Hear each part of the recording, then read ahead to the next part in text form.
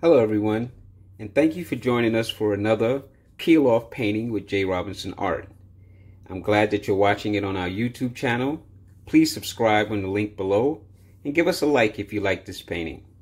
What we're going to do today is we're going to be doing a very fun and very easy sunset painting.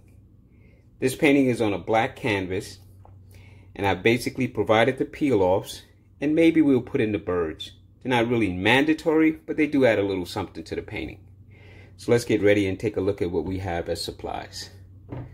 I provided you with a spatula, and that spatula is going to help you lift off the peel. I've also provided you with a plastic apron that you should put on just to protect your clothes. We are working in acrylic paints, and they are water soluble, and you can wash them off with soap and water, but I wouldn't get them on my clothes. I've also provided you with a paper towel, which I like to fold in half and just keep right near my painting. I've given you a flat brush, and as far as the brushes go, you could always use your own. I would highly recommend that if you're comfortable and you have your own set.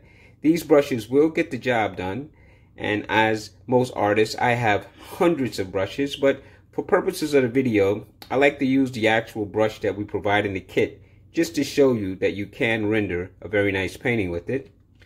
I've also given you 3 colors. Today we're working with orange, yellow, and raw sienna. They're in these nice packets that are very easy to open and put out, and you could probably even save them if you ziplock them right back up again. I've given you a palette sheet. This sheet is glossy on one side, and that's the side that you should put your paint on. Off camera, which I haven't provided for you, is a cup of water. That's to help clean out brushes. Alright, let's get started. First, what we're going to do is we're simply going to take and start with some orange. We're just going to squeeze a little bit of that on the palette sheet. Like so. Not going to squeeze it all out. I'm just going to squeeze enough. Put the rest to the side. Then we're going to pick up a little yellow. Just going to squeeze some of that right underneath. Just a little. And then we're going to open up the raw sienna. Just going to squeeze that off to the side. There you go. So those are our 3 colors.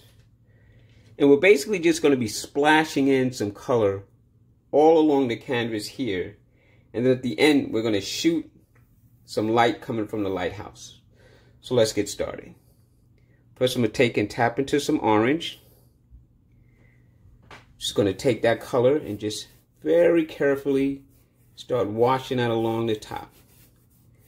And remember, we're creating like a kind of an atmospheric scene. You could call it daybreak, dawn, night, whatever you'd like to call it.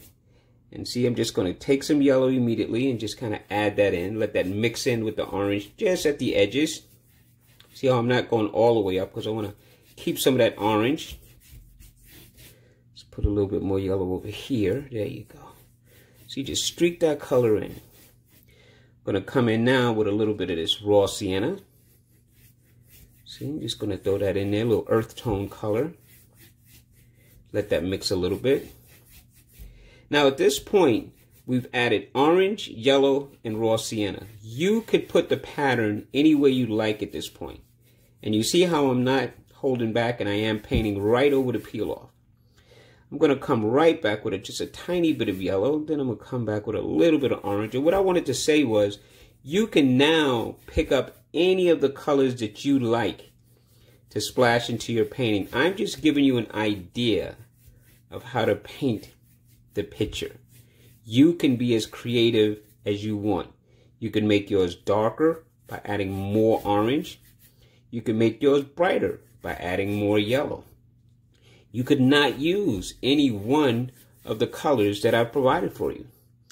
You can mix in your own. You could turn this into a daytime scene, minus the emitting light, of course, by just using colors like blue, white, and things of that nature to give you a more daybreak painting.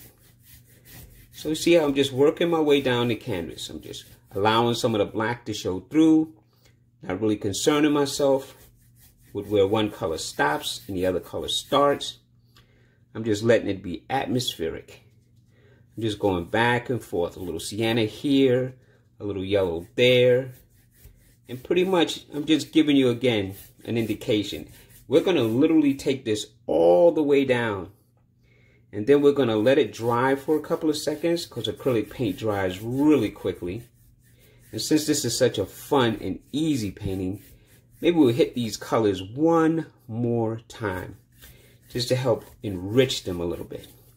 Show you how to do that too. So we're pretty much laying in the foundation. You see where I'm going with this? You see how it's starting to give the atmospheric feeling of an early morning dawn, or the night is getting ready to come in from a hot summer's day. Because that's all we're doing. We're just being artists. We're just splashing around a few colors and having some fun. Okay, as I come closer towards the bottom or the base here, I want to make sure I try to keep my strokes straight. See how I'm just swinging my arm like a pendulum. I'm just swinging my arm sort of like so, and just letting it just make the lines for me, or the streaks for me. There, that's looking good. Coming down to the bottom now, Jack. Down here, I want to make sure I add a lot more orange. And I'll show you why a little bit later on. Come in here with some of this raw sienna. The raw sienna is on the canvas or on the palette to help give another variation of tone rather than just being just straight yellow and straight orange. That raw sienna gives another value of a yellow and actually another orange. There, that looks good. That looks really good. All right.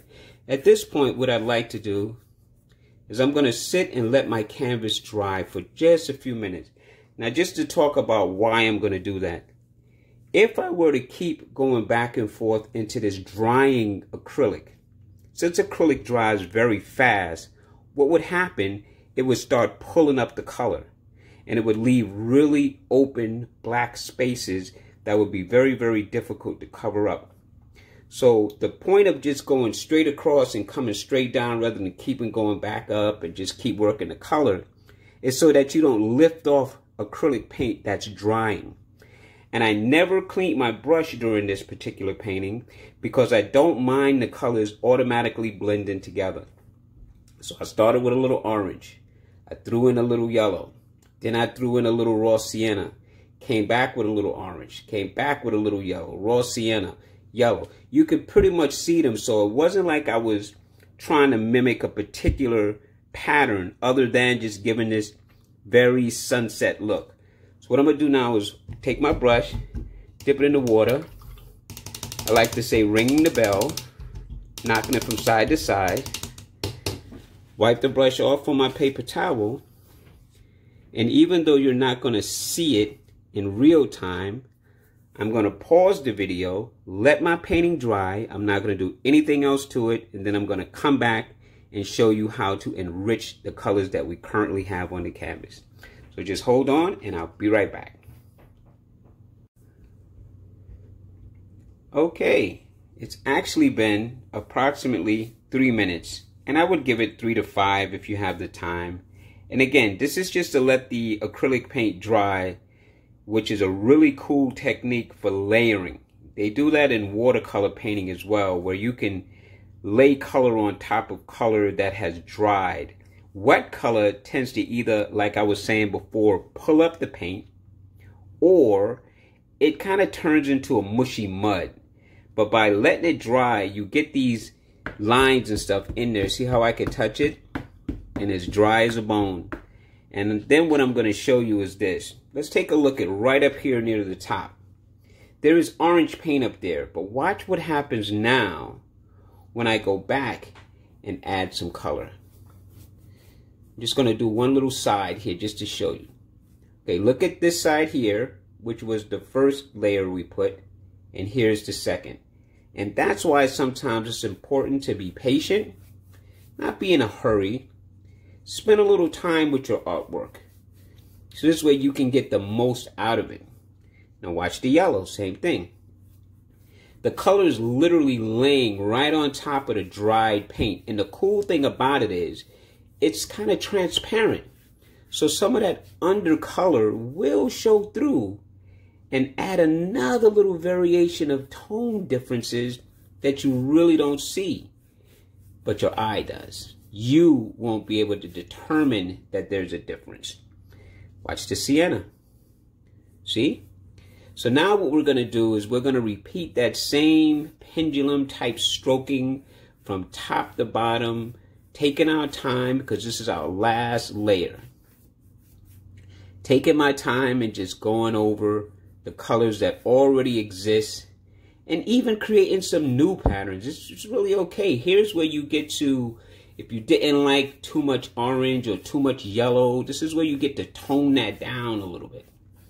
But the key I like to do is, you see how I'm stroking right at the edges where the two colors meet? That's called blending.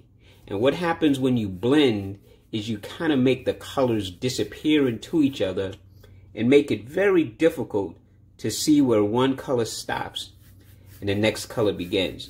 Other than that, you would be painting like a flag. And you kind of don't want that. It's not as attractive. Unless, of course, you're doing a great flag of your country, like mine is red, white, and blue, the American flag. But it could be any flag of any country that's important to you. But we're doing a sunset or sunrise or a painting with a little bit of a variation of values and yellows and oranges and siennas. So I just want to take my look at the difference between the top part versus the bottom part. Now, of course, you could leave it as it was. It's fine. I'm just showing you how to take it up a few notches. My job, along with showing you this wonderful peel-off painting process, is to be able to show you stuff and tell you about things to help you in any painting you want to do in the future. So no matter what we talk about, some of the things that I teach you or that I say can be applied in almost any painting that you do. Painting is painting. It just depends on how much time you're willing to put into your craft and what type of paintings you prefer. This one would be classified as a landscape. You can do portraits. You can do still lifes. You can do abstracts. And the techniques of blending, letting the colors dry to enrich the colors in an acrylic, or doing an underpainting in oil, or doing the same application we're doing here in watercolor would still apply. It doesn't change from the medium, and it doesn't change from whatever it is you're painting. So that's why I really love the whole idea of being creative, because you can take what you know and transfer that into so many other things that you'll do when it comes to art. That this doesn't become just for this painting. It kind of becomes for everything. You see, I'm just going back up lightly while I see the paint is still wet, softening it down to help blend those colors into each other. See, looking a lot better, looking a lot stronger. I think you get the point.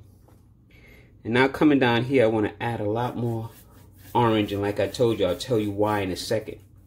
Because we're actually going to be doing a water line.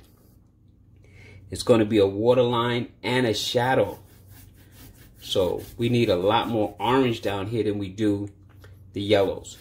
But we'll add a little bit, because the yellow is actually going to help make the facade or the look of water down here.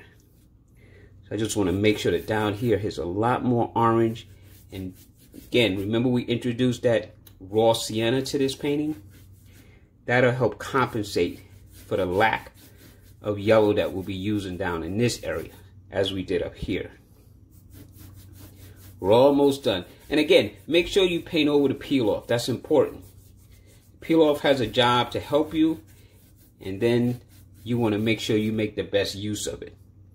So let's go a little bit of orange to close this bottom part off. And I think we pretty much got this. How's that? Not bad, right? Not bad at all.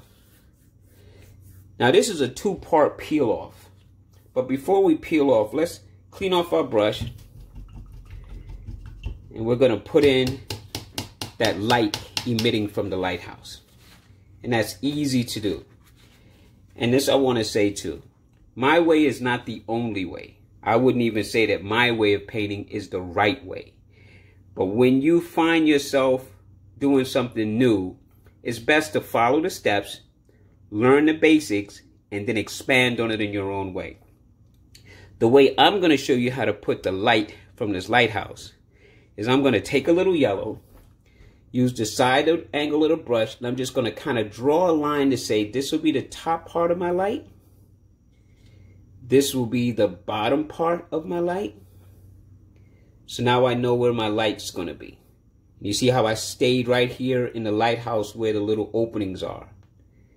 Then I'm going to take yellow and just fill that in. I'm going to take my time because I want it to be dominant yellow. Again, it's transparent. Some of the undercolor is going to show through, but it's light. So I want it to show light. And yellow is a good color for this painting to show light. See? And because I made that top line and bottom line, I know where I'm not supposed to go beyond. That's just help. If you're steady with this, you can just paint the light. Straight from the start, just add the color and just make your light. See? Doesn't have to be perfect, but it has to be an indication. And there is the light source emitting from the lighthouse to help the boats come in. Now we finished that part. Now we're going to do kind of the same thing, but first, let's talk about taking off the peel. Now I provided you with a spatula. You can use a blunt butter knife. You can use any kind of an awl or sharp instrument. You could even use an X-Acto knife, which I would be very, very careful of. But we're going to use the spatula. Now I want you to look at the two parts. This is the lighthouse, and over here we have the reef. I need to take just the lighthouse off and leave the reef. So I'm going to take my spatula and try to lift up right at this very edge of the lighthouse bank. Once I get a small amount lifted, I'm going to make sure I take my time and peel backwards. Look at that. And reveal the silhouette of the lighthouse. Try not to get no paint inside here. Just going to hold it down. Just going to peel it up and bam. Now look at that. Look how wonderful, beautiful, and easy that is.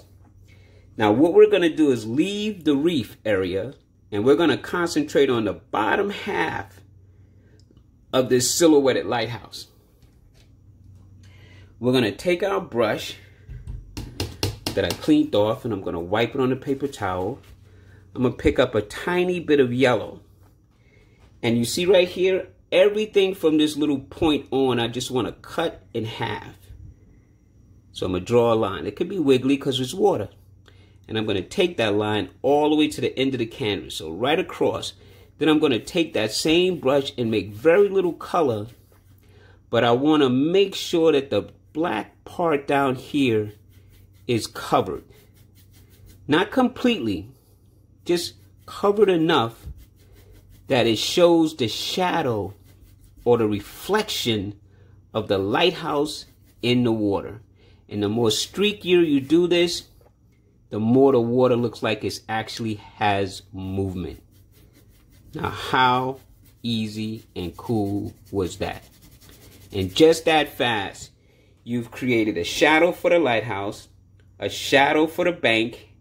Now we'll peel off this reef, and for you advanced individual or daring individuals, I'll show you how to put in a couple of birds.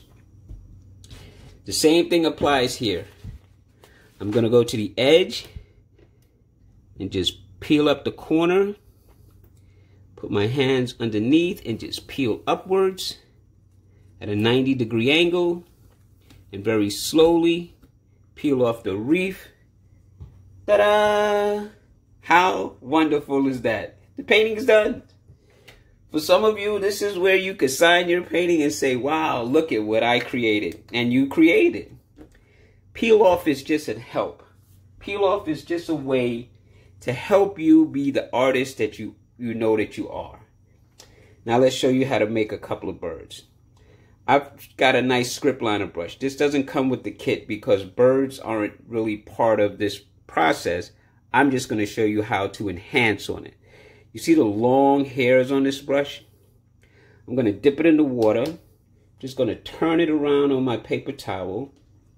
I got a little black paint here. I'm just going to pick up a little bit. And almost like making a check mark, okay? I'm going to take the brush. Watch this angle now. I'm going to lay the brush down, pull, dip, and then pull again. And there's bird number one. Let's go with another one. Just going to take the brush, lay it down, pull, dip, pull up another bird. That's bird number two. Let's put bird number three over here. And you could place your birds anywhere in the sky. I think 3 is enough. Ladies and gentlemen, artists and artisans, I hope you had fun. I enjoyed it. It was a great painting. It was fun. It was simple. It was easy. You could let this yellow paint dry. Hit that with another painting like we did up here to make that yellow stand out even more. And your painting will be wonderfully, wonderfully done. So again, thank you very, very much for watching. Please come back and enjoy another video with us. Don't forget to subscribe to J. Robinson Art on our YouTube channel. And give us a like if you really enjoyed this painting. That'll be all for today. Thank you. Bye-bye.